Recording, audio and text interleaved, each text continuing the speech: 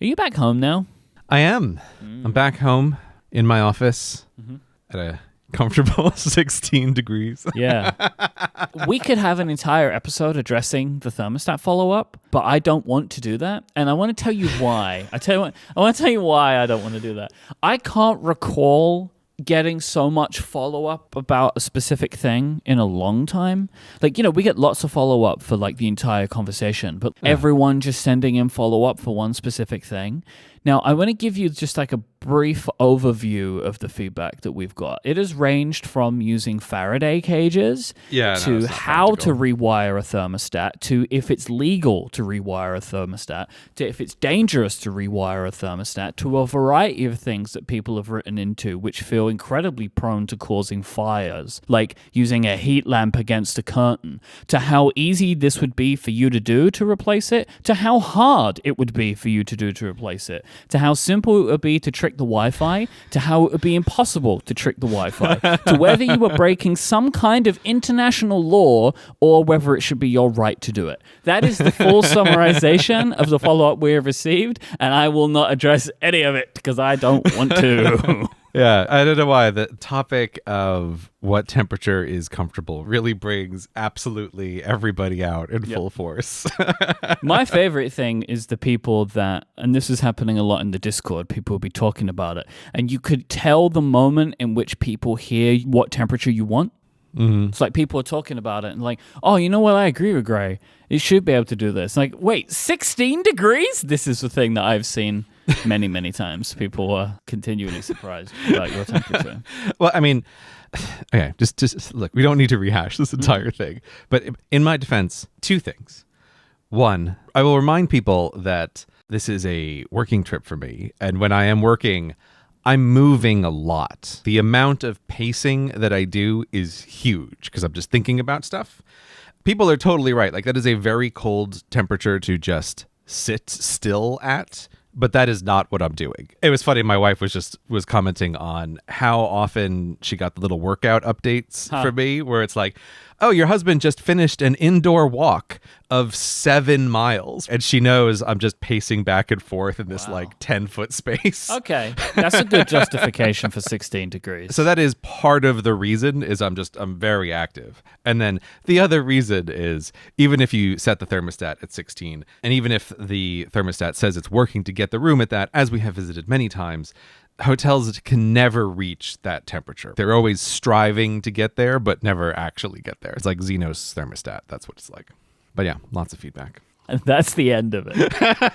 I mean, Myke, of course, no, that's not the end of it. It's only the end of it until I go on the next Greycation. And you can be sure, one way or another, I'll be planning ahead for that. So when we spoke last, you were on a Greycation. How was the result of the Greycation? I know you only just got home again, so it was quite a long one. Was it valuable? Yeah, I think this might have been the longest one I've ever been on. If it wasn't, it was close. Well, from my memory, I mean, you could tell me if I'm wrong. I think it depends on what you're classing it at here, because I remember when you were lost in the wilderness for a really long time. Like, you just kept adding time onto a counter of going to visit various places in, like, the West and stuff. Yeah, like that. that's different. That's different. Yeah, I've done exploratory I don't think that trips. would necessarily count as a Greycation as such. You were just, like, around. Yeah, I'm trying to remember. I think the longest trip I ever took where I was just away from being home on my own was like a couple months, maybe pushing towards 3 months. Yeah. But that's different because like you said, I'm like chaining a bunch of stuff together. I think why I'm fairly certain this is the longest one of these. So again, like, what am I specifically talking about here? So when I say this term like Greycation, I mean it is this dedicated work trip. There's nothing else happening. I'm not seeing anybody. I'm not doing anything in the local town. I'm just like finding a hotel room and locking myself in there to work. And part of the reason these trips kind of have a built-in end to them is you can only sustain that for so long. Mm-hmm. There are always super productive periods of time, but it always feels to me like 10 days is normally the maximum amount that I can do for this kind of stuff before I start to be like, okay, I'm at the end of this. Like, I can't push this anymore. But this trip was just going really well, so I kept extending it. So like I said, I think it was about two and a half weeks in the end, which is really long for me. And yeah, I don't know.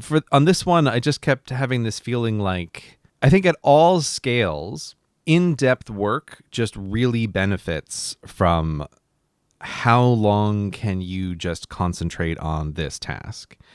And I think maybe part of the reason this one also lasted longer than it normally did is because I was switching between two things. I was working on video stuff for the channel, but I was also doing a lot of work for Cortex brand, like a bunch of really complicated stuff with a Stockatron spreadsheet that we have to like manage some of our behind the scenes logistics. And I think maybe it was the bouncing between those two kind of allowed me to stay longer than I otherwise would have. Like, I wasn't burning out on just the one thing. I kind of could extend it by having the two.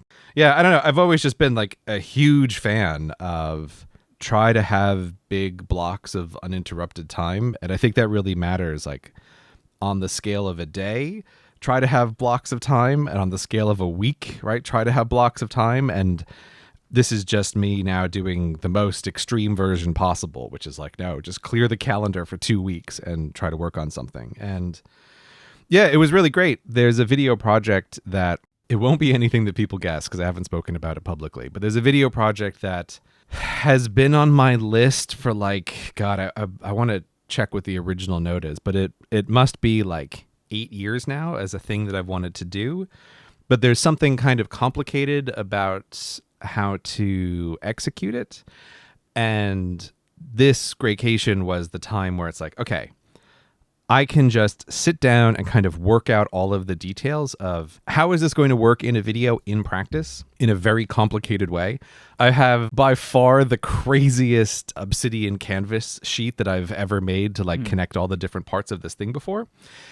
And I think this video would have stayed on my this is an interesting idea list for like years and years if I hadn't done this trip where I could just focus on this one thing, keep it all in my head, and as a result of just not having any other distractions or any other interruptions and being able to like mull this over, I came up with a bunch of interesting solutions for different parts of it that had always been kind of stumbling blocks in the past. So, is this an animated video? Yeah, it's going to be an animated video. Okay. I wasn't sure, like the complexities, are they like physical or just narration, storytelling? Yeah, it's kind of like the storytelling problem, right? Like sometimes you just have a bunch of stuff and you go like, God, how do you even try to talk about this? People will see when it's out, but it will be very obvious to everyone like, oh, this was a complicated thing to make, even though the kind of story of it is very simple.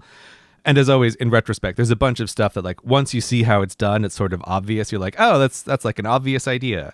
But trying to work out how to do it like when you haven't got the answer already, it's like it's not obvious. So yeah, it was great. I like walked away from this trip with like script for this video done. I have just like a ton of audio to record, and that's what I'm going to do over the next few days and then pass it off to animation. And so like I genuinely don't feel like I'm jinxing it. This is like very on target as a September video for like, great, the writing is done. I know people sort of think that I'm crazy for doing these kinds of trips, but they are very clearly net positive, and I have a very high success rate of them going really well. For like, there was something that I was having a hard time finishing or figuring out, or it's just like a big complicated project, and I think it kind of frees up RAM so you can hold more in your head at once and then make connections that you might not have made otherwise.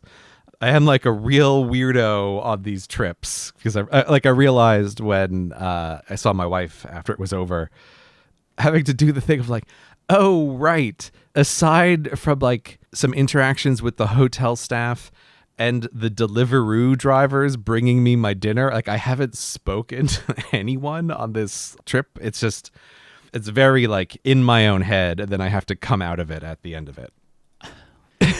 No. Like I'm trying to find a way to like, because you made me think of like silent retreats or whatever. I've been intrigued by those kinds of things. Yeah. Yeah, I know this is a thing. Actually, we recorded Connected yesterday, and I don't remember how it came up. Federico said, like, oh, I should try a silent retreat. And I was like, I don't think I could last on a silent retreat. Why don't you think you could last? Because I can't stop talking. Like, that's kind of my problem, you know? And so, like, I feel like I would need a noisy retreat. Is what I say. Just let me be really noisy for a week. I don't think they have noisy meditation retreats. I feel like that's the opposite of what's going on. That's the, what is that where you scream? Like that scream therapy. Like primal therapy? Is that what it's called? Is it called primal scream? That's what you want for your meditation retreat? No, but I always remember, have you ever seen the movie Pirates of Silicon Valley? A long time ago, yeah. It's like it's I think like made for TV movie about Steve Jobs and Bill Gates, which is actually like really good. There is a moment where the Steve Jobs character is doing primal scream therapy, and I always imagine that. But anyway, what I was kind of angling towards is like, people do these things. I'm not really sure why someone would do a silent retreat. Maybe it's just like a way to just like not have to interact with people, maybe find a new way to communicate with people. I'm not really sure. Like, but it's just the way that you describe the Greycations is like, maybe you are getting out of those what some people get out of the silent retreat, because like you're not communicating with people. It's like it like removes that as a thing you need to do, and you're just doing everything it is that you want to do. It's just like an interesting, I think, byproduct of it more than anything else, that you're just not having to talk to anyone at all. The silent retreats, the impression that I've gotten, and the reason I was interested in them a little bit, was I've only ever heard them in the context of meditation. So the impression that I get is that the silent retreats are a way for people who are having a hard time with meditation to like boot into how to do this faster. And that by not being able to, it's like the being silent is forcing you to be entirely within your own head. And so that like is a fast track into meditation stuff. I eventually decided that meditation is just not for me. And so I kind of lost interest in ever doing something like that. But yeah, I think there's a sort of parallel in what I'm doing with trying to just remove all the outside distractions of life. From my perspective, though, it's really this feeling of like, it makes it much easier to hold the entire project in my head at once. You know, it's like whenever you're working on something difficult, there's like this period of like, okay, you get up in the morning and you're going to work on the thing. And there's always a little bit of like, right, let me load it back up into my head. And I think just this kind of really intense working time really removes that boot up process, because it's like, no, this is all I was thinking about all day. And then I went to bed and then I got up in the morning and it feels like a real continuation of what happened before. I think people just don't realize how extreme I'm being on these things. Like, I'm not watching TV. I'm not watching movies. I always bring some books with the idea that I'm going to read them, but I basically never do, with a little asterisk that I finished a business book on this trip. But like fiction, I think like, oh, I'll have a novel with me to read. It's like, I never do that at all. It's just entirely working on the thing and pacing and sometimes walking around outside and coming back. I think that's why it's like, you can hold a complicated project in your head and never have to put it down, and then never have to like get it all back in your head while you're working on it. This episode of Cortex is brought to you by Squarespace, the all-in-one platform for building your brand and growing your business online. You can stand out with a beautiful website, engage with your audience, and sell your products, services, or even the content that you create, because Squarespace has got you covered with everything you need, all in one place. With Squarespace, you can take advantage of professionally designed website templates. They have a design for every category and use case. Plus, you can customize your look, update content, and add features to fit your unique needs. You can make any Squarespace template do exactly what you want, so your idea, brand, or business can stand out on every device. This has been made even easier with the introduction of Fluid Engine, Squarespace's next-generation website design system, so you can unlock your creativity more easily than ever before. You can organize all of your content in their asset library. You can upload, organize, and access all of your content all in one place. No more scrambling to find the right image. You can manage all of your files from one central hub and use them across the Squarespace platform to get your stuff done. Because it's not just websites. You can stand out in any inbox with Squarespace's email campaigns. Encourage your visitors to sign up as email subscribers and start them on the journey to becoming loyal customers. You just start with an email template and customize it by applying supplying your brand ingredients, like your site logo, your colors, all of that stuff. Plus, they have built-in analytics to measure the impact of every send. When I have something I want to put online, Squarespace is where I go first. It's where I've been going for 15 years because when I have that idea, I just want to make a website for it. I don't want to jump through a thousand hoops, do things that I'm uncomfortable with, I find complicated. Squarespace make it incredibly easy for me to just go and put my ideas out to the world, and that's where you should be going too. Go to squarespace.com/Cortex. You can sign up for a free trial there. Go in and build your site, play around with it, and just see exactly how Squarespace is going to fit into your workflow. Then, when you're ready to launch your website, go to squarespace.com/Cortex and use the code Cortex to save 10% off your first purchase of a website or domain. That is squarespace.com/Cortex and the code Cortex when you decide to sign up to get 10% off your first purchase and show your support for the show. Our thanks to Squarespace for the support of this show and all of Relay FM. I will say, related to that business book, there was one thing I was very happy was sort of different on this trip. Is, of course, being in this hotel for like 2.5 weeks, quite obviously only ever leaving the room to go get coffee and pick up the meals that are being delivered to me in the lobby. I stand out very fast to the staff. They just notice me. And I think quite rightly, after a certain period of time, you could tell the staff is like, what is this guy doing? Right? Like, what is this guy's just like living in our hotel? Mm-hmm. And it's extra weird because I was staying in a really touristy location.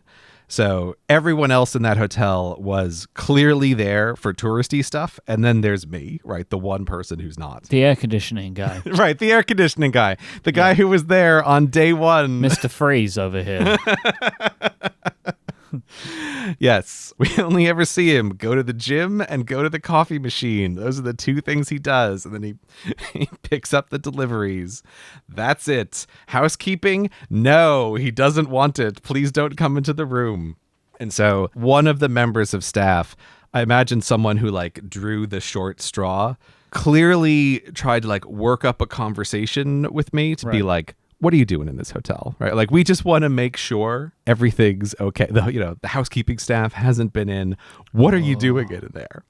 It felt to me like it was the friendly version of the time in Las Vegas where they brought security to my hotel room for the same reason. They're like, we need to know what's happening inside this room. I was about to say, like, I forgot that was you. Because that was a thing of like, they needed to make sure there wasn't something real bad going on, right? So like, they will come in Vegas. They will, if housekeeping can't get in over a certain period of time, they're just going to come in. They're just coming in. Yeah, it was the manager and a very big man behind him in Las Vegas wanted to check out the room. I was like, oh, I'm just on Gray Master time. So the housekeeping schedule and my schedule hasn't overlapped. So yeah, anyway, like the guy who drew the short straw sort of clearly wanted to strike up a little conversation with me while I was getting coffee to be like, so what are you doing? And I was very happy because I had a completely legitimate answer. I was able to, it's because like, I don't want to say what I'm really doing, right? Like, I'm writing all this time, right? Because that is like, what do you write? And I don't want to have to say any of these things. So I was able to say the truth, which is, I'm a logistics manager for a company. Oh, we finally gotten to it. I was so happy. I was like, what I do is I work on logistics spreadsheets, but they're really complicated. Like, they're hundreds of thousands of rows of calculations. And so I find it easier just to lock myself in a room and work on these big spreadsheets without interruption. So that's what I'm here for. I'm just like working. And I was so happy because I could see like in his head, he went, boring, boring nerd, right? Like he hit the 2 check boxes and then they're like, this guy's no problem. We don't have to worry about it. Story checks out. Yeah. That's great. I also can imagine, right? I fit the look of a person who's like, I'm working on these spreadsheets. Would you like to know more about my spreadsheets? No, I would not like to know more about your spreadsheets. Maybe less time in the gym, though, I feel like, to fully complete. I think it can still check out because they realize, like, they don't know I'm pacing for miles back and forth, right? That's true. So that's true. From their perspective, this is the only physical activity that I'm doing. And Also, if they're spying on me, right, with the security camera that's in the gym, I'm not down there lifting massive weights, right? Okay. Like, I'm at the very small end of those barbells for the weights that I'm doing. So it still checks out for the nerd story. I was very happy to have the first real instance of being able to report that, like, I'm a logistics manager. Like, nothing interesting to see here. Move right along. This is kind of incredible because this has actually just been a weird thing where, like, a joke that we had years ago has come true. Like, we had a conversation years ago about, like, explaining what you do in a situation where you just don't want to deal with the follow-up questions, right? Because it's like, I have this, like, oh, I'm a podcaster. What podcast? Exactly. What is it? Like, what do you do? Like, you record? It's like, yeah, I have a podcast production company. Like, so what is your show? And it's like, no, I have a bunch. And they're like, what are they about? And I'm like, it's like tech and creativity. And people go, oh, and then the conversation ends. So sometimes it's just easier to say a different thing. So, like, for me now, I say, like, oh, I run a product design company and like, we make notebooks and stuff. And that's the thing I feel like I can have more interesting conversations with people about because everyone can understand that rather than like, so I record podcasts with people in America, mostly about technology. And it's like, I don't want to have this conversation is what people's eyes say to me. And so we had a conversation about this years ago of like how to try and explain what you do. And back then I said that like I was an advertising logistics manager because I managed the logistics of ads, and you were like, "Oh, that sounds good." It's like an idea, and it's taken all this time, and now you are actually legitimately a logistics manager for a company that produces productivity tools. Yeah, I used to have an answer that I stumbled around with like advertising, but like it never worked. I never liked it. It's also the thing of like, I just don't want to straight up lie about what I do, right? No, because it's silly. It's silly to do. It's also a thing of like, why keep track of this in your head? Also, boy, are you in for 10 times more trouble, like if someone follows this up at the hotel and now it's like the weird guy lied about what he does for a living. So I never wanted to do that, and I just never had a satisfying answer. But that's why this logistics one, I was like, oh my God, it's completely legitimate. I really am working on a spreadsheet for like hours at a time in this hotel room. This is like a perfectly legitimate, maximum boring answer that I could give to people now when they ask about my work. So I was very happy about that.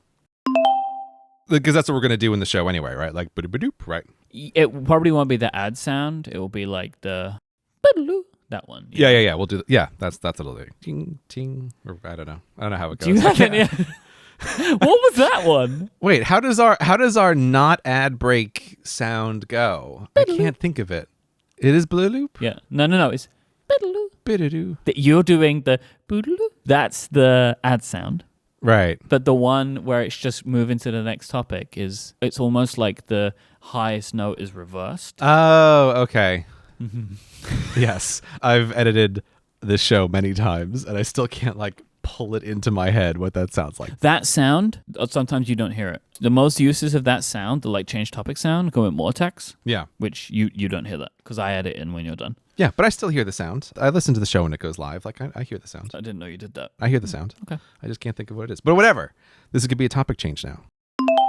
It's September. September is Childhood Cancer Awareness Month. And for the 5th year in a row, we are once again, as a community, coming together at Relay FM to support the life-saving work of St. Jude Children's Research Hospital. St. Jude have a simple mission. Their mission is to keep working until no child dies from cancer. With your support, we'll be one step closer to that day. One cure closer, one child closer. So we, over the last 5 years, have raised $2.2 million for the kids of St. Jude. Wow. Which is an incredible thing to achieve, and I think is an even more incredible thing to achieve considering the size of our community. It is an absolutely obscene amount of money. Yeah. And we've already started very strong. We're actually recording this episode on the last day of August, and we've passed $100,000. Yeah, I was just loading it up, and it just flipped over to $103,000 raised. And you started how many days ago? On Monday, so like Monday, right. 3 or 4 days ago.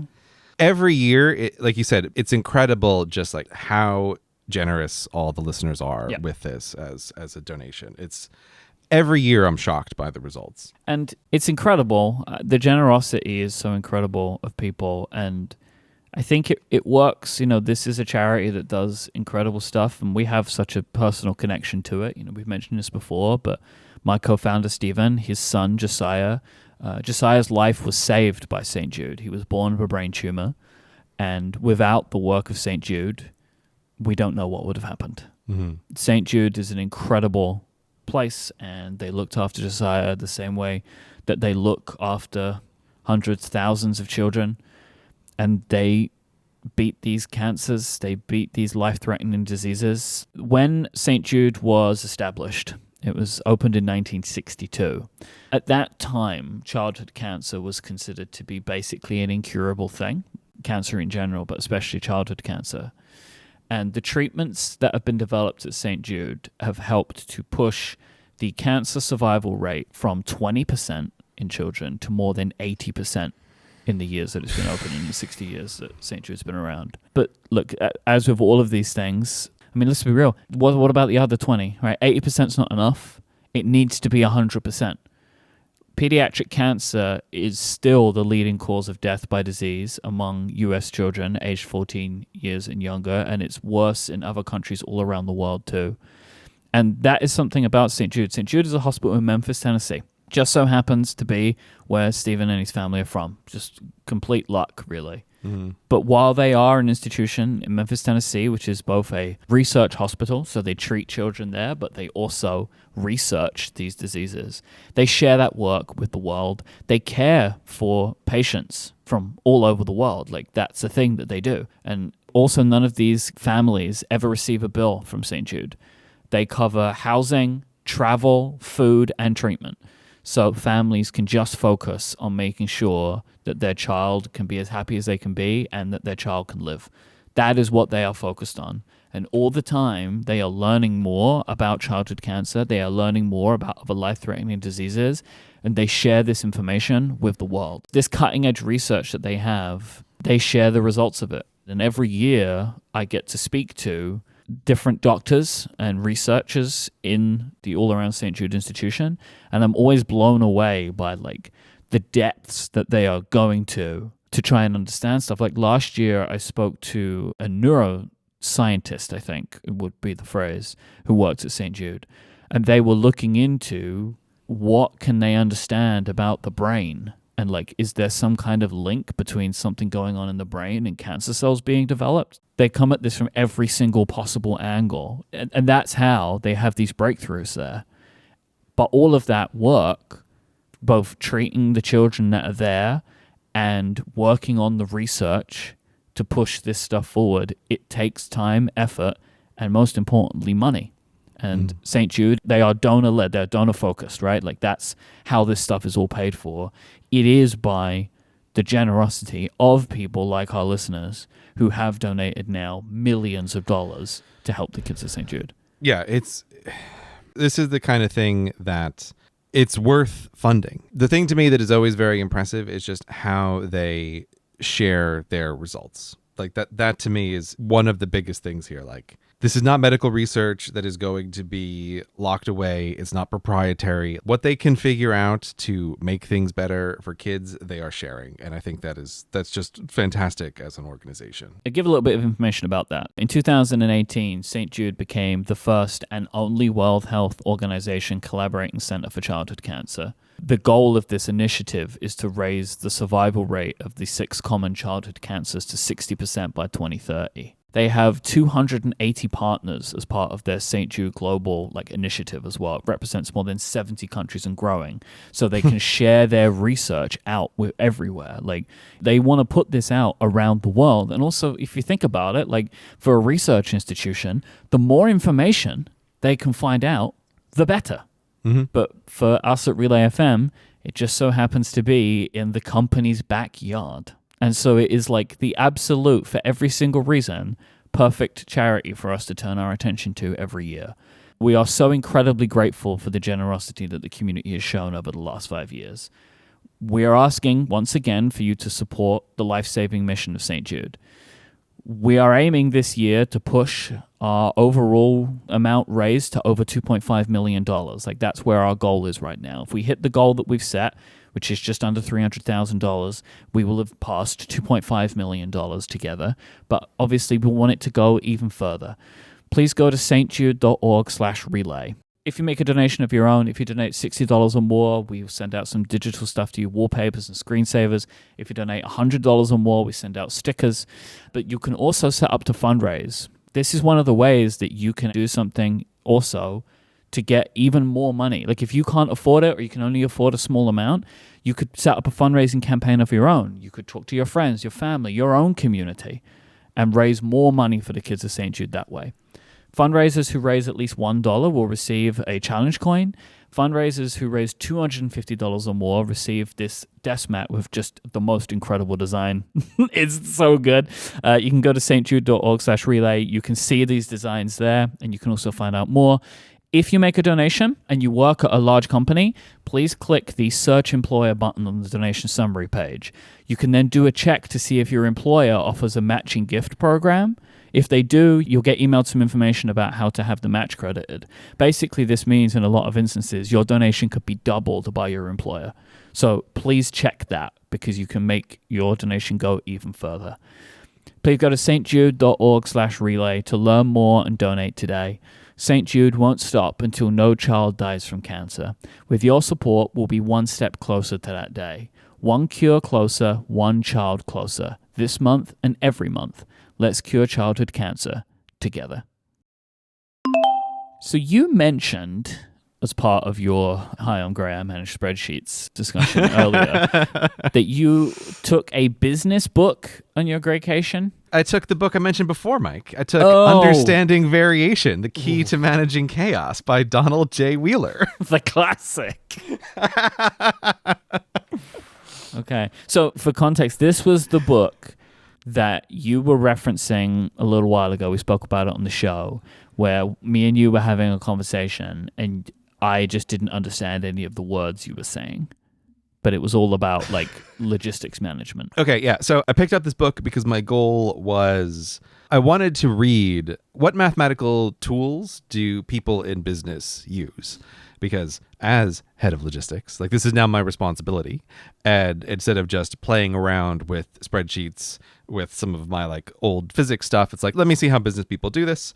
I can't remember how, but I somehow stumbled upon this book as, like, a place to start. Mm-hmm. And we sort of mentioned it a while ago, and I started reading it. I implemented some of the things, and then I was like, you know what, I want to make sure I finish this. So I did bring it on the trip, and I did.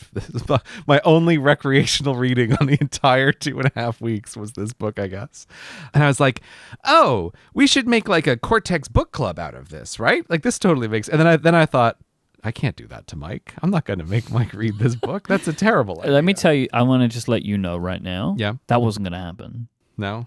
No, because I just know I wouldn't have been able to do it. Okay, all right. So that just was never really on the table. No, because, I mean, like, I could have tried. Like, none of the information is going to stick in my head. You know, it would have been, I feel like it would have just been a wasted book club. Yeah, I mean, but, like, I sent you the one joke that was in the book, and you enjoyed that part. I did it, but I did enjoy that, but I feel like maybe that was the only part I would have enjoyed. Can you explain roughly what that was? Because it is kind of a very strange thing to put in a book like this, I think. I'll tell the joke in a second, but here was my pitch, right? I was thinking, like, I like this book. We have a show. We talk about business stuff. Like, this is now part of it. I was like, we should do it as a Cortex book club. I can't subject Myke, my friend, to that. That would just be cruel, and, like, that would be no good.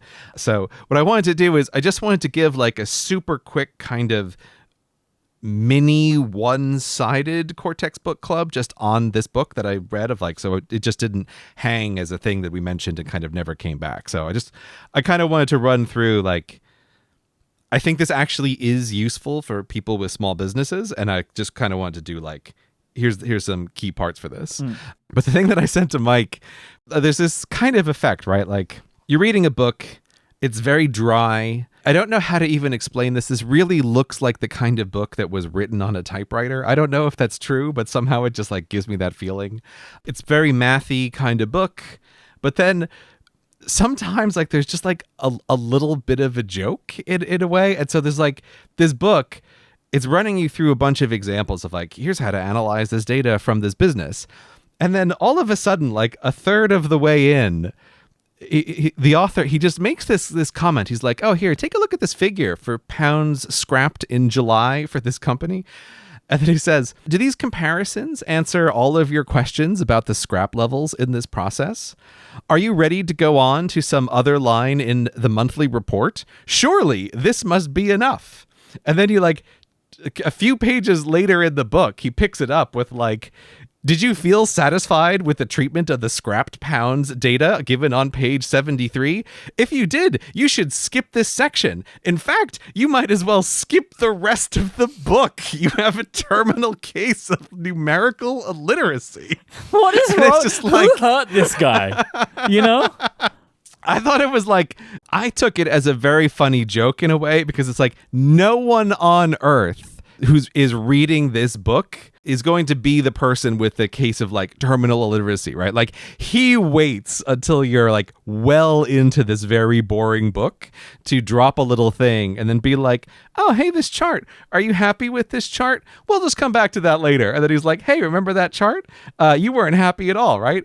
Of course you were. It's like, now let's go into why you shouldn't be happy with this. But it's just like such a weird tone shift in the middle of what is otherwise like incredibly dry writing. No, but you see, that is funny, right? But like, if I put it through the lens of a Cortex Book Club book, that's the part where I would have broken the camel's back for me. Yeah, no, that would have been furious if you were being forced to read this. So mad to be like, oh, so you just made me read this whole thing and it was pointless. Right? Like, can you like just this chapter or whatever, right? Oh, you're reading this information, okay? Right. This guy literally wastes the reader's time. Right? Like 100% he is doing that just to prove a point to like, I don't know, Jim or something, you know? Like, I imagine this is solely focused on an individual in his life that did this. Yeah, it is a little bit like the thinking fast and slow thing where he's like, hey, why don't you solve this problem? And then like, oh, actually, right? That was impossible to solve. Haha, you fell into my logic puzzle, you know? Did you think that person was a banker? You're wrong for dumb reasons. It's like, yeah, great, thank you. What I particularly love, what really like charmed me about this little interlude from the guy, so he does this thing about like, you know, terminal illiteracy, whatever. But then he says like, for all of you who felt a bit cheated by that previous graph, like, let's go on to analyze the data in a more satisfying way. When I was reading the book, I genuinely did have the experience of like, I do feel cheated by that report of monthly scrapped pounds in July. Like, that is not an adequate data table at all. I would like to continue the story, please. So yeah, this is like a very weird book to have read, but I genuinely really liked it, and I found it super useful. Basically, here's my little summary of what this is, and if anybody listening runs a small business and you either deal with inventory or you have some kind of quality control issue where it's like, okay, you need to make sure that there's not a certain number of errors, you know, higher than every 100 or whatever. I think this book is totally worth reading and looking through if you're not really using anything to track this kind of stuff. What do you mean if you're not using something to track it? Is you saying the idea of like, this will help you establish something so you could track it? Yeah, so you have a problem. The problem that we had is we were just kind of guessing about how much stock to buy every time we had to make an order. Yep. We were doing the thing of like, oh, this number of theme system journals is low, and then we like lick our thumb and hold it up to the wind and go like, I don't know, how many more should we buy? What does it feel like? Well, Myke would say he used his gut, but that isn't a good way to make decisions, but that was what I was doing. You know, like I felt like there was some knowledge going there, but it wasn't actual math of any kind. Yeah, exactly. And tons of businesses just like ours can get by on like gut decisions for a really long time. So I think this is like a good book if you're in that position. Like, you've been doing a thing, you've been kind of just like eyeballing it this whole time, but maybe you want to try to be a bit more rigorous about like knowing exactly what you need to buy. Or again, a lot of his examples are they're not as relevant for us, but it's in the case of like errors per widget kind of problems that you're dealing with. And so like, how do you track this? And the basic concept is what he calls a process control chart, which That's where this title comes from, like the key to managing chaos, right? The idea is you want to try to get all of your systems under control. And by this, he's talking about statistical control. And really, what you're just doing is say, take whatever data you have. In our case, it's like notebooks sold per day. You track them by time, and you just make a little graph over time that shows you what is the average result. And he walks through some steps of how to create a little line on that graph, which basically is a line where you can say, hey, if your daily numbers ever cross this line, something very different has happened, and you need to investigate what that different thing is. Okay. This is like unlocking a thing that I've just been hearing from you a lot recently, which is these kinds of ideas of like, oh, we need to make this change or do this or analyze this or test this because the graph changed.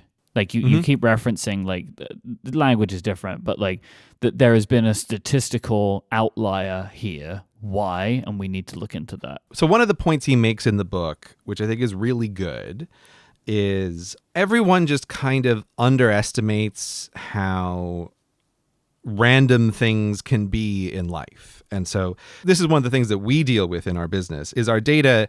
In physics, you would say that the data is very noisy, but what I mean by that is the daily sales can vary a lot for just like totally inscrutable reasons, right? We have days where it's like, oh, we sold 4 times as many as the day before. Why? No idea, right? Well, we sold none today. Yeah. It's okay. It's very strange.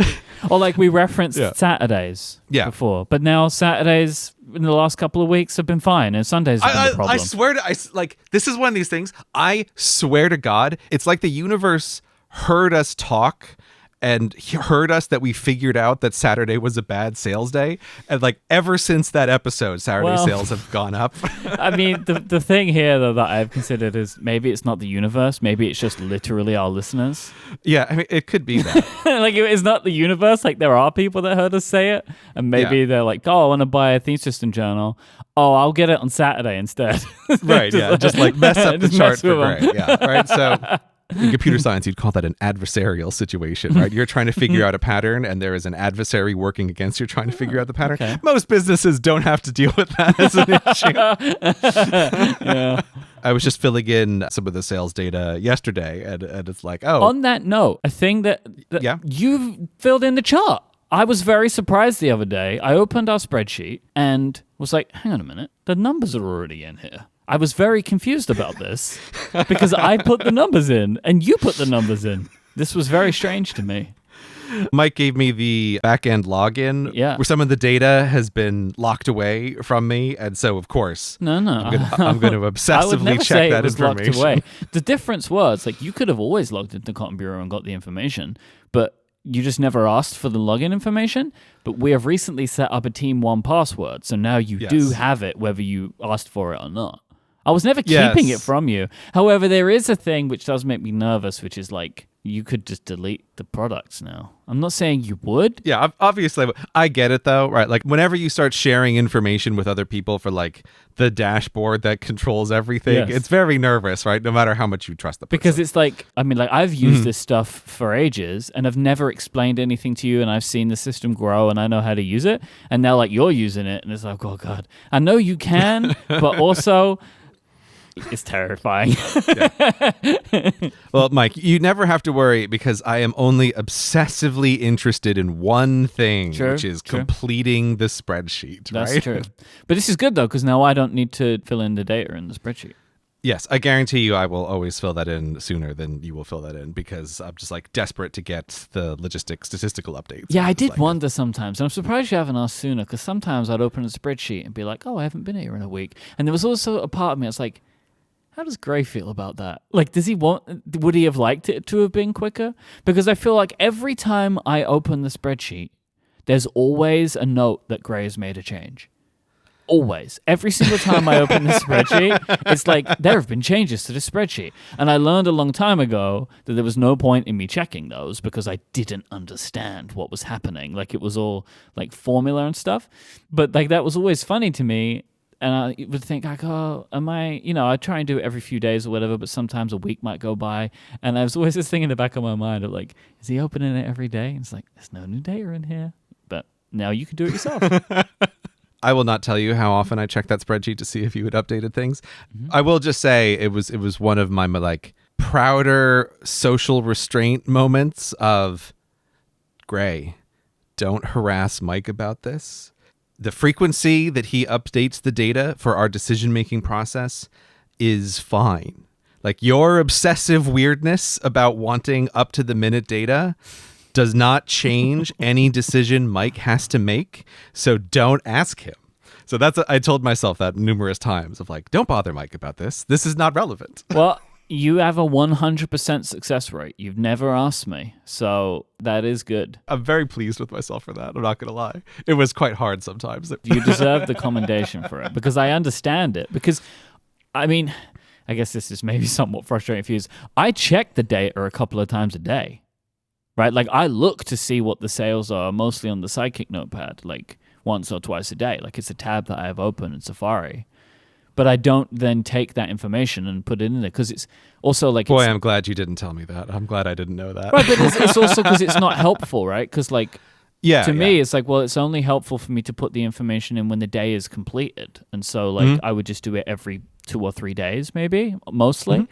But that is funny of like, yeah, I mean, I do check the information frequently, but there was just nothing I could do with the spreadsheet, so I'll just leave that for a little while to go.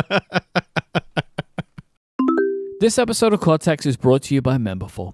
Sometimes taking a risk is the move you need to make to get to where you want to be.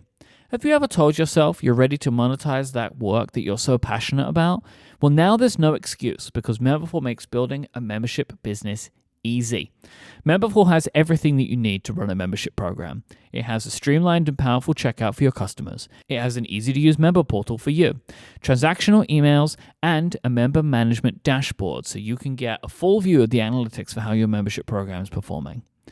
Memberful lets you build the membership that is best suited to your audience. They give you custom branding, newsletters, podcasts, gift subscriptions, Apple Pay, free and paid trials, automatic referral discounts, and tons more, all with analytics to give you an easy-to-use, in-depth view of what's working, what's not, and where to double down.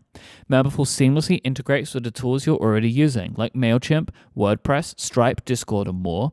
And if you need them, you can contact their world-class support team to help you simplify your membership and grow your revenue. They are passionate about your success, and you'll always have access to a real human. That is something we have valued a lot at Relay FM. We have questions we want to ask the Memberful team, and we ask them, and we know we're chatting to people there. We have multiple conversations with the same people over at Memberful, and they help us because we use Memberful at Relay FM and have for years now. They power all of our membership programs. They help us deliver exclusive content to our members. They help power our Discord. Memberful is the backbone behind all of it. We are so happy with the features that they provide, and they're always adding new stuff that we can help leverage to make our membership program even better for the people that sign up.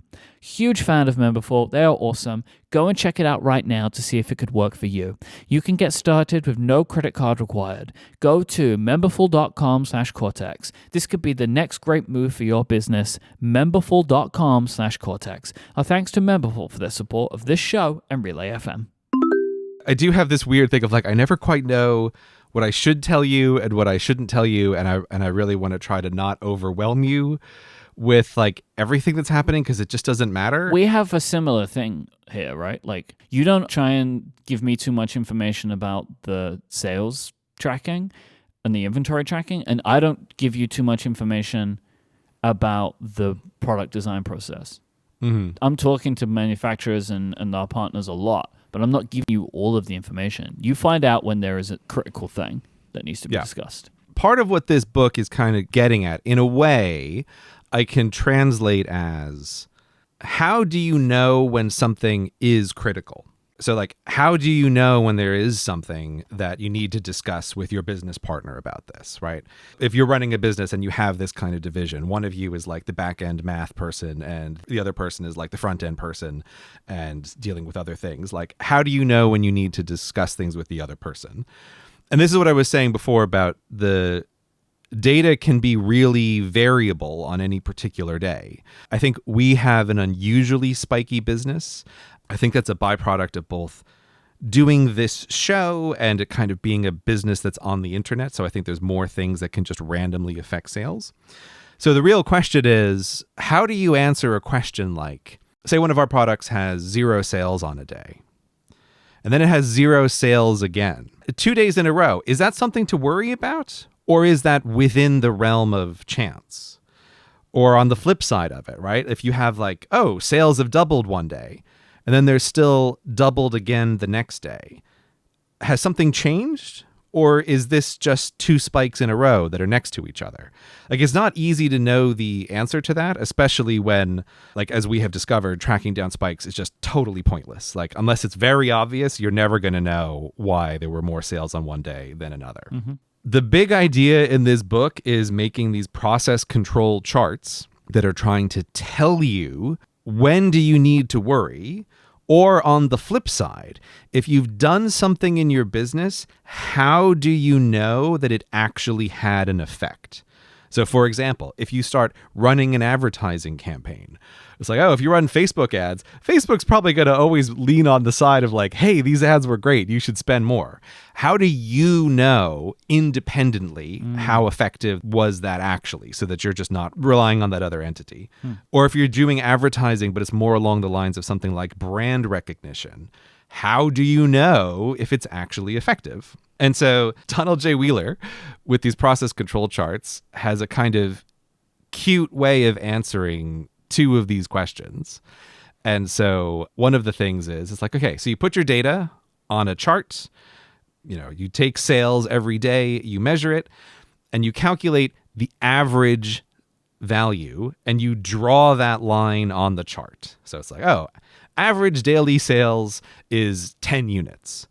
And a really quick way to know if something has changed is if you have 6 days in a row that are above or below that average line. There's a bunch of math behind this that doesn't matter, but it works out to, if you have 6 days in a row that are above or below the line, the chances of that happening just randomly are less than 1%, or maybe they're about 1%. 6 is like the magic number here? Yeah, so this is where, again, if I'm trying to think of something like, when should I bring up something to Myke, right? If I see we have 6 days in a row where sales are below average, I can be 99% certain that this isn't just an unlucky run. Something has happened. And so that's an indication of like, is there something broken on the website so that sales aren't going through? Is there something weird that's occurred that has happened? It's an indication to start looking into things. And conversely, if you have 6 days in a row where sales go up, it means something has probably changed. So we have an example for this, which is that we've just integrated Cotton Bureau into both of our YouTube channels. Mm-hmm. So if someone goes to watch one of our YouTube videos, either on my channel or on the Cortex channel, below that, sometimes YouTube will show people, hey, there's notebooks for sale, or there's a pen for sale. You might want to check it out. And so we just did this like 4 days ago, but I could see already like, oh, average sales are up for all of those 4 days. It's not 6 days, but at this point, I'm very certain like we're going to have 2 more days of above average sales. And then that's an indication of like something happened that was a material change with a 99% certainty that this is not just random. You integrating this thing has had a material effect on the sales. And this is how you actually know. That in some sense is a very simple tool, like just graph your data and put a little average line on it, and you're looking for runs of 6 above and below. But even for someone like me who has a really math background, the way that I had originally set up our spreadsheets to try to track stuff didn't have that as a like visually obvious part of what was going on. I was analyzing a bunch of statistics about the data to try to manage our inventory, but I didn't just have a line of like sales and the average line that goes along here. And there's a second part, which is sometimes something happens that's so extreme you can know right away on that day for sure something has happened. And in the book, he tells you how to calculate this, but there's a line that you can draw. For people who know about standard deviation, it's 3 times the standard deviation. You can draw a line that's significantly above your average.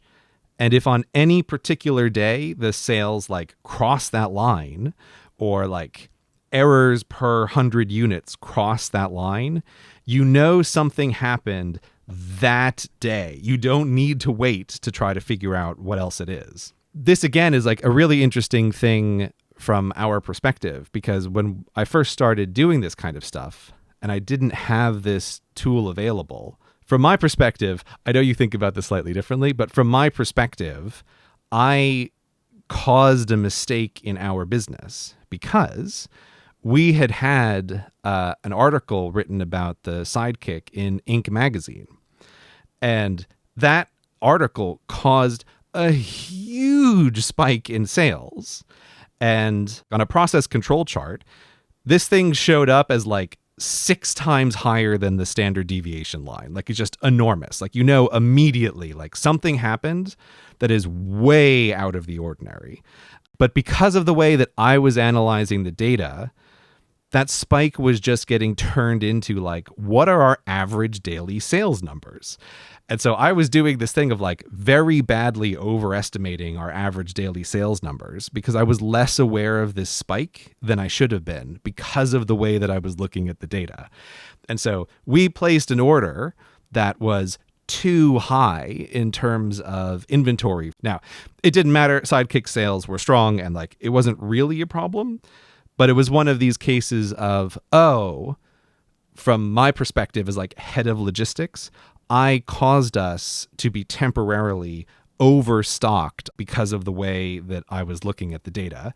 And I wasn't using this like very straightforward tool of a process control chart because it's just not something I had come across in the way that like I was trying to think about how to analyze this particular kind of data. I feel like this little book has been worth its weight in gold for just putting some charts on my spreadsheet to be able to look at the data. And I think it's basically 2 thumbs up recommend book for anyone who has a small business. Well, again, because like you can hear someone talk about a thing. It's different to see someone work through an example. And also whenever you read a book, it's different to go through the details of how you're analyzing something. There are like actual examples in the book too, right? Which is like, you need that. Oh, and the other thing that I really just liked as a point, which just also just kind of lines up to my overall philosophy of things of like trend lines matter more than goals. He also just makes the good point that a lot of businesses will like set goals that are basically based on nothing, and it causes a bunch of problems because your data is noisy or like the world is uncertain enough that it's just not possible to ever hit that goal. And so you just end up in a weird position as a business where it's like, this is a goal that we want to try to achieve, right? We only want 1 error in 1,000. And it's like, there's no technology on earth that can do that, but you don't know that at the start.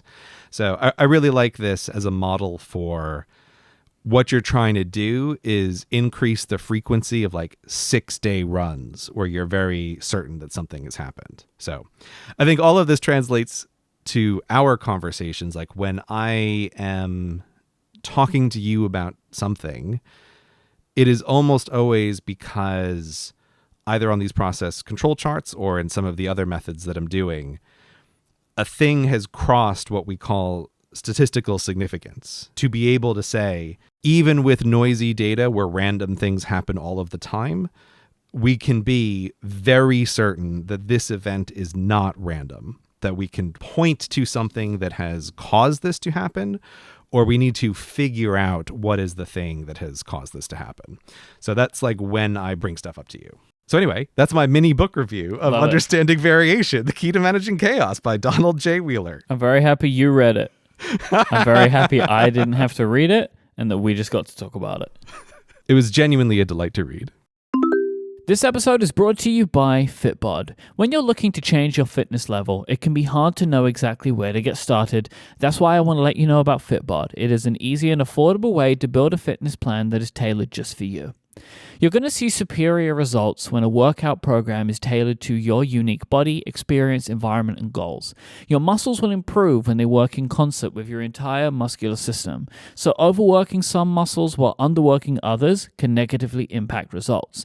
This is why Fitbod has built a powerful algorithm that will learn about you and your goals and your training ability to create a custom dynamic program based on your experience and any equipment that you have, all within an app that makes it incredibly easy to learn how to perform every exercise.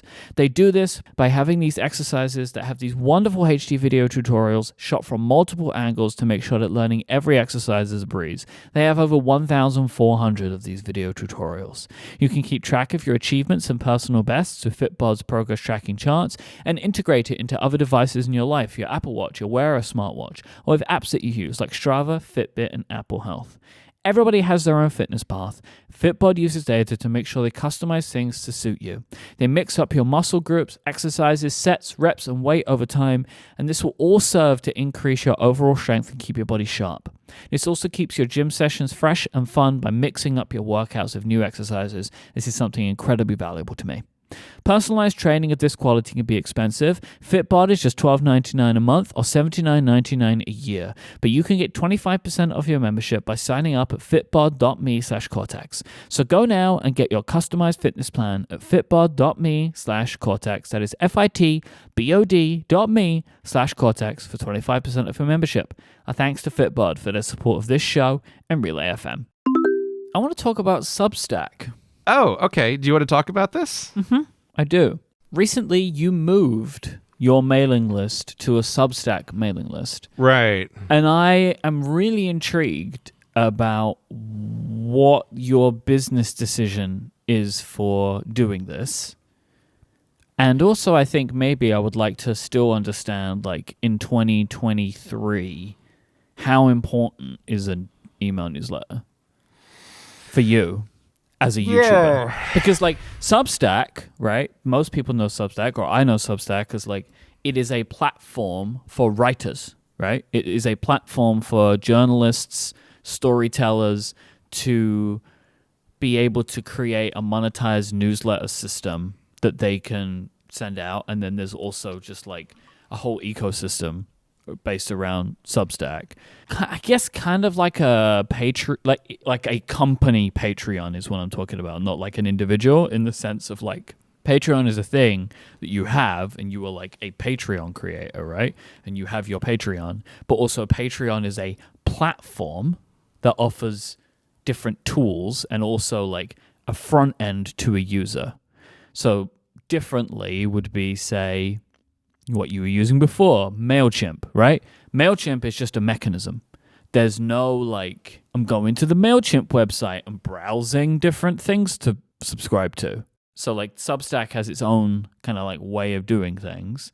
And I'm kind of intrigued to understand why you've moved to this and why you even still continue to be so focused on having a newsletter as a YouTuber, primarily, where you realistically just want people to subscribe to the YouTube channel.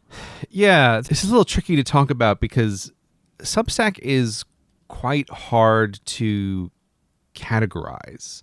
I feel like Substack as a company and as a business and as a product, they're successfully walking a bunch of tightropes where they sort of exist in between a whole bunch of areas. And I first became aware of them existing because I was inspired by you to use RSS more a couple years ago. Maybe it was for last year's theme. I can't quite remember anymore.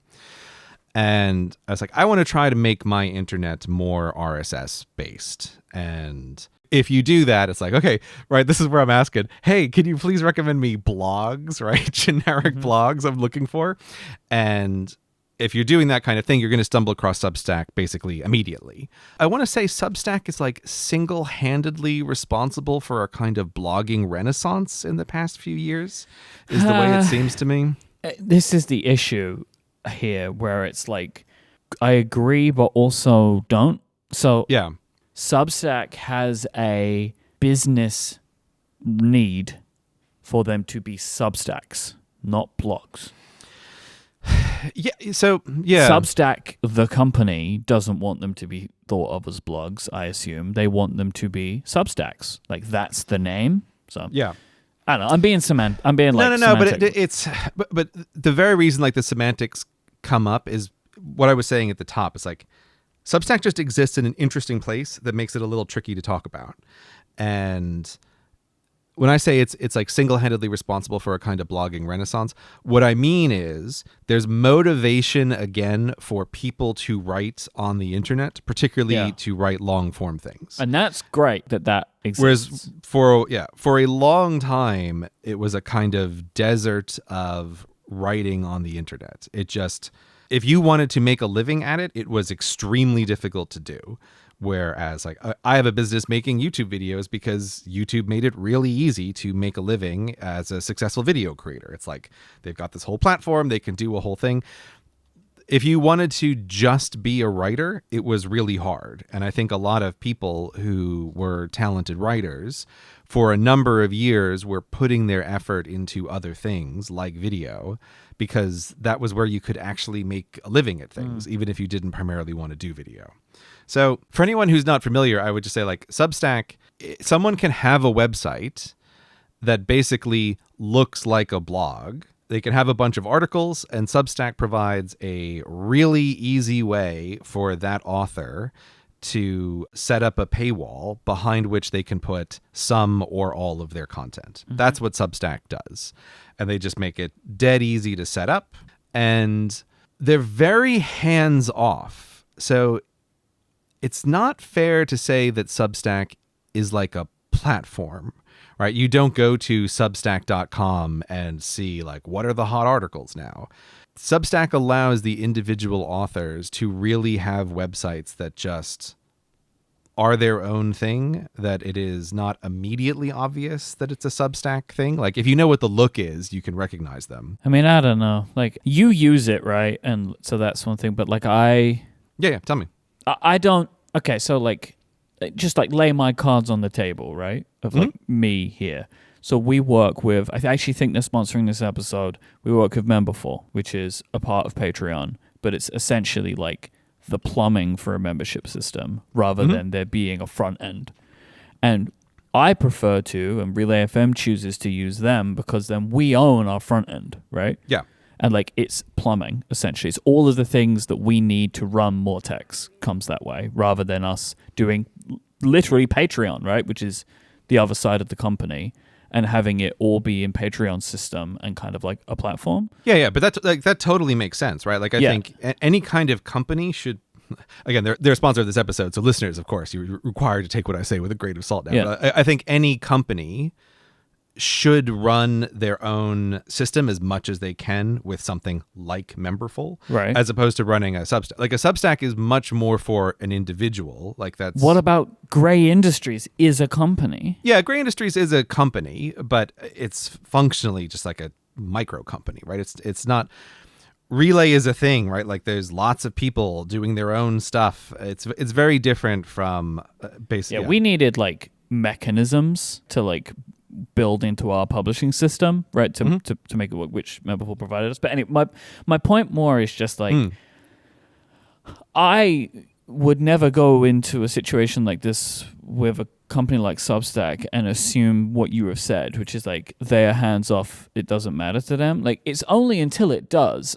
Substack have an app, which I think they would prefer people to use than the RSS reader. Yeah. Oh, yeah. This conversation is not meant to be like the values of Substack as a company. I'm more just interested in what you're doing. But it is an intriguing thing to me of like, you've moved away from MailChimp, which was just like pure backend, to a company. Yeah, MailChimp is pure plumbing stuff. Yeah. Yeah, a company that is offering like a whole experience, which is a really nice experience, especially as like a user, right? Like I prefer the way that everything looks for you from the emails and stuff now that they're Substack emails rather than the MailChimp emails you were using before.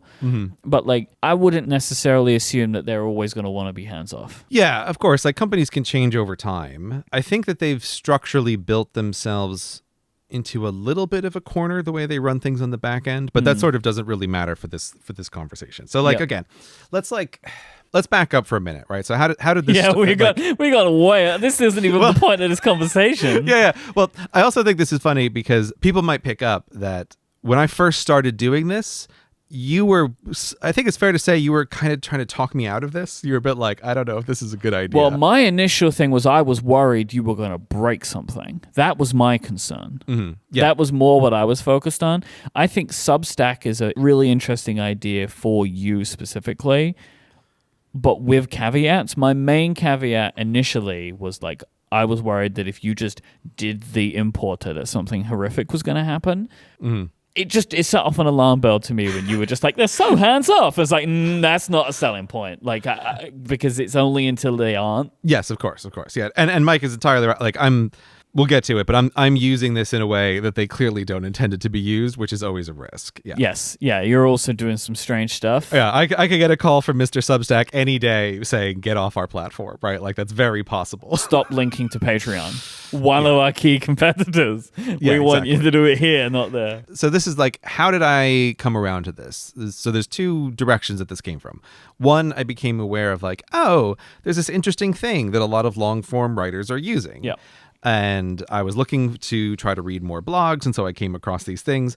And as always, as a user at first, I'm like, oh, some of these people are paywalling stuff. Like, that's annoying. And then eventually some of them get me. It's like, oh, no, this writer's very good. Like, I want to actually pay for their stuff and get the behind the scenes things. And so it's like, okay, now I'm in the system, right? Like, I've crossed that threshold of paying for one of them. And now I'm seeing how this works. And then the gears start turning of like, oh, this business model is the reason that there's more people writing, because it's possible for people to make a living at this. Like, that's interesting. So I was a Substack user. And then on the other side of it was basically every year at Grey Industries, at the end of the year, we just do a kind of review of the previous year and like, what are things that we need to look at? What are things that we need to think about?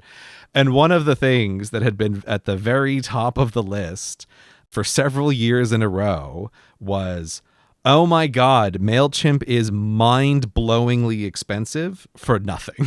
MailChimp was costing us so much money with a huge email list. And this is a part of the problem of I'm like a weird customer because I just don't think very many content creators are using MailChimp in the way that I'm doing it as a kind of like YouTube fallback, right? I want a kind of messaging system that I can be fairly sure gets to people as opposed to YouTube notifications. Oh, and I guess also for this conversation, we need to disclaim again that MailChimp has been a sponsor. I don't know if much of a disclaimer needs to be like, the company was too expensive and I left. Like, oh, you might be in the pocket of big MailChimp. Yeah, no, I know. Like, here, like, people, MailChimp was costing me like more than $1,000 a month. It would be like at the end of the year, it'd be like, oh, we spent like $14,000 this year on MailChimp to do what? Send 18 emails. It was like, Jesus Christ, right? This is brutal.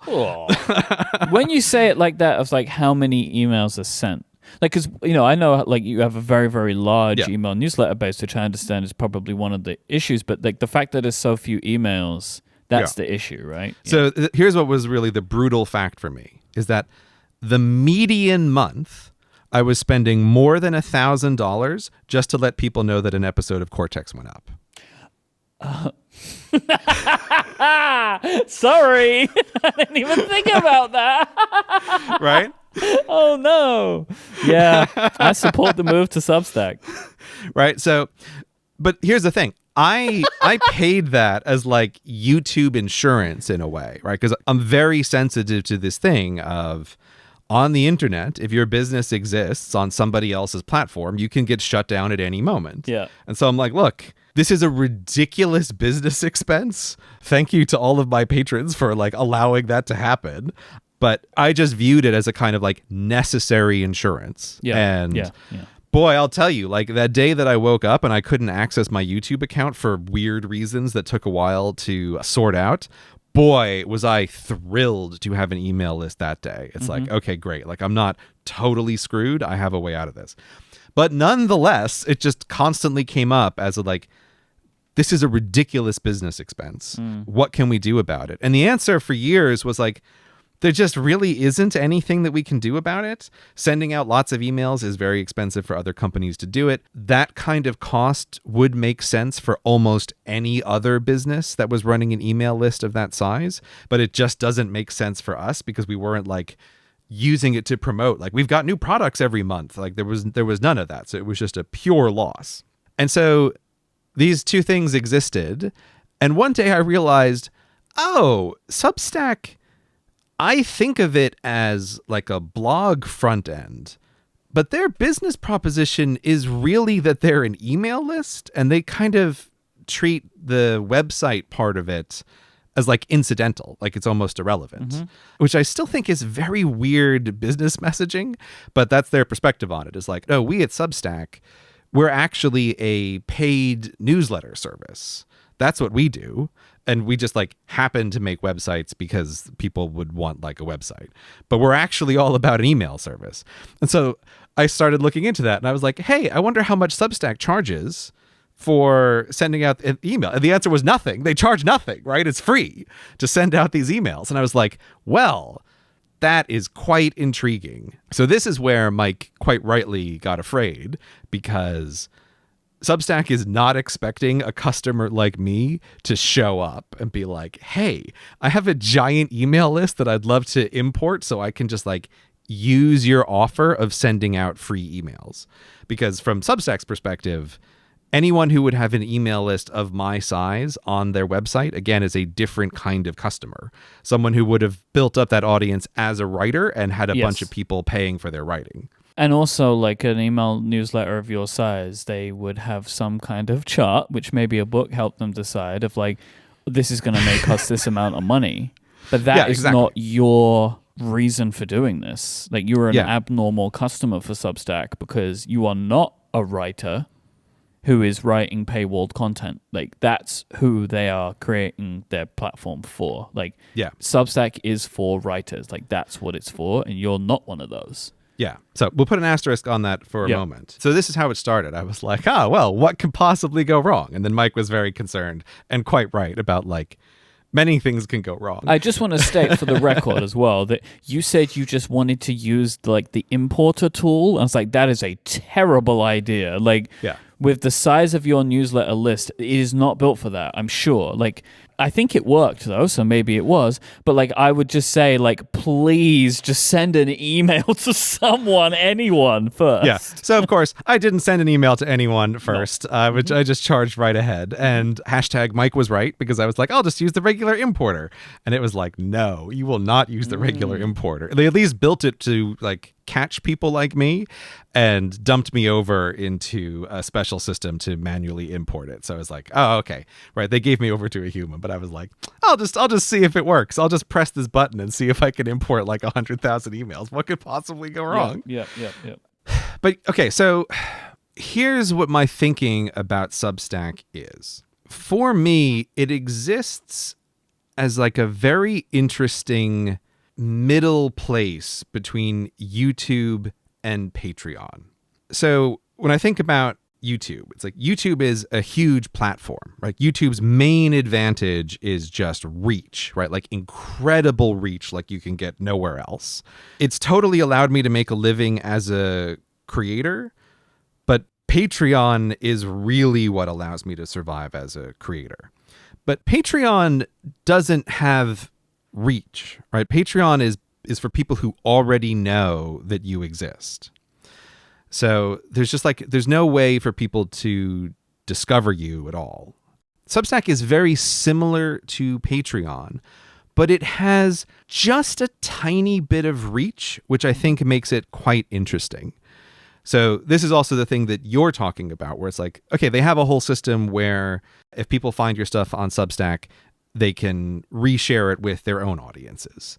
People can like things and people can see what other people have liked. They do have on the main website, there are leaderboards, so you can see who are popular creators on Substack. And they have the app, like which they push people and towards. They want people to download the app, and then obviously it's an app that they control, so they can like surface any content, make recommendations, recommended articles, recommended Substackers, all that kind of stuff.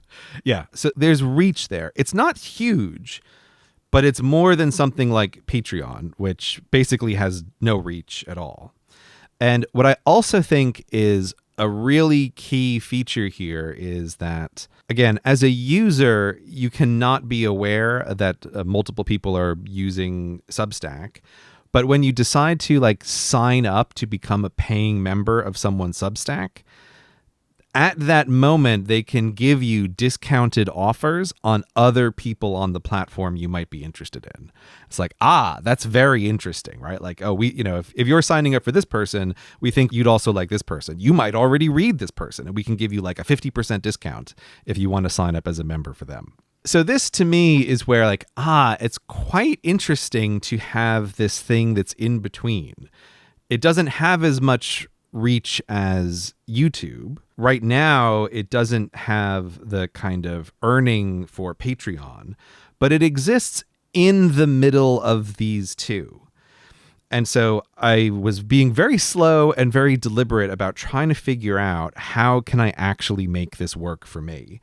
And I know, again, this seems like it's nothing, but it ended up being just like a hugely complicated project. I had like calls with my assistant, and we're working out details for, is there a way we can actually use the Substack membership program that is consistent with the way things both work on YouTube and Patreon? So we can like have another system here. Because what I always wanted out of a giant email list like MailChimp was a kind of YouTube insurance.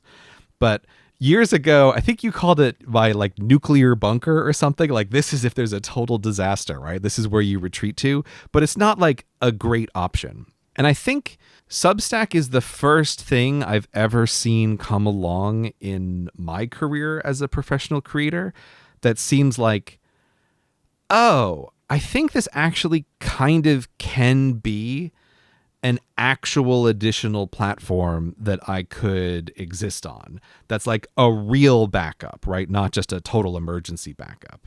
So we spent a lot of time working it all out and figured out what I think is a pretty reasonable system of like, we simplified our rewards across all of the different places people can sign up to try to make things consistent with each other, so that Substack could fit in the middle here. And if people were Substack users, they could sign up as members there instead of on YouTube or instead of on Patreon. And so far, like, it seems to be working. But boy, it was this like slow and delicate and trying to see if things would work and like moving it just like one piece at a time and just like testing, making sure nothing went wrong, testing again, making sure nothing went wrong. I've only just started. I am very willing to bet that on the platform, I am a huge outlier in terms of there is nobody with as big of an email list who makes them the least amount of money versus anyone. Like, I just have to be the biggest outlier there. This is one of the reasons why it's like, I hope Mr. Substack doesn't come along and say that he has a problem with me. You never want to be this person. Yeah, this is totally a problem, right? Yeah. There's like an additional problem here, right? Which is also my members only content is video, right? The most expensive thing to host. So I don't even know what kind of calculations they've done behind the scenes of like, how many videos can they host versus like, how many members does someone need to have before they're like losing money on that person? Like, what's happening here is a kind of business to business relationship. It's like, and you never want to be like the weird outlier who is potentially just causing problems, right? If you're a weird outlier and you're a huge source of money, that's different, right? That's great. But if you're the weird outlier who you're like, oh, I've got 100,000 people on my email list and like 0.0001% of them are paying members, it's like, that is not the kind of outlier that you want to be. But all of this is, from my perspective, a risk worth taking because of just this feeling about Substack as a platform of like, it is the first as a business viable alternative platform that I have seen really since YouTube that has some kind of reach to it. So I think that's high level, all of my thoughts about why did I try to make this move? Why have I put in a lot of work behind the scenes to try and make this happen? And why am I willing to risk being a weird outlier on this platform? Have subscribers noticed?